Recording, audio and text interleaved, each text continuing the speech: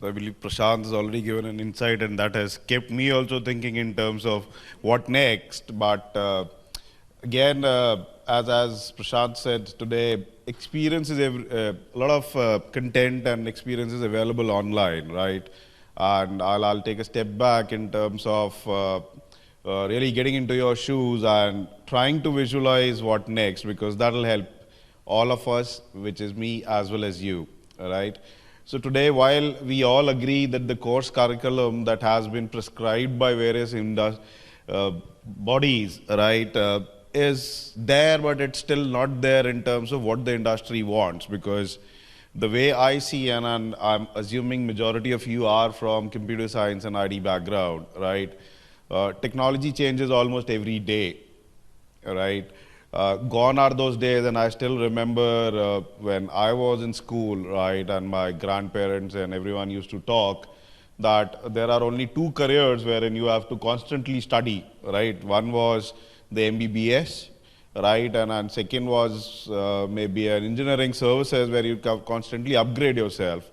But when I correlate that statement in today's world, right, I think there is no career in which you don't have to constantly upgrade yourself, right?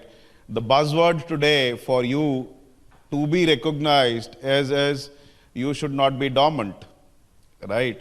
You should be there in the industry saying that, yes, I am relevant, right? And how do you still create that relevance part is, again, if you look at it, technology has helped us, right? While we spend a lot of time on our phones, WhatsApping, Facebooking, and doing n number of things and eating up our data packages, right? I think honestly we should also, based on our own interest levels, connect with blogs, right? So that you know what is the latest. Connect with your seniors, right, who are already working in the industry, so that they'll help you, guide you in terms of sharing those experiences. And I'm pretty sure no one will shy away from saying that, yes, I've experienced this problem, why don't you do this, right? Look at what is new in technology. There's no harm in reading about it, right? We don't expect you to know anything and everything, right? We expect you to be just knowing things, right? So that you're aware what is the latest trend, right? When it comes to grooming you, the organization and the corporates are already there. They have their own training programs.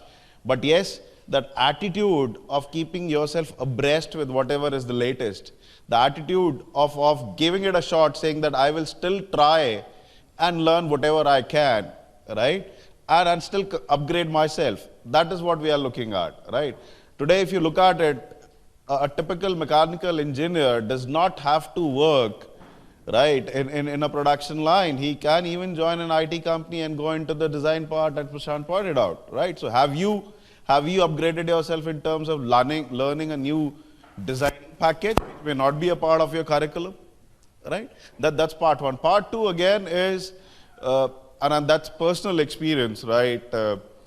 At times, and I'm not sure whether that is still relevant or not, but when I moved on from my school to college, a lot of society pressure and parents' pressure was there in terms of you should pursue this career, right? So if a child is bright, it has to be either a doctor or an engineer, nothing else, right? But I feel today, I being a parent, right, that thought process has changed.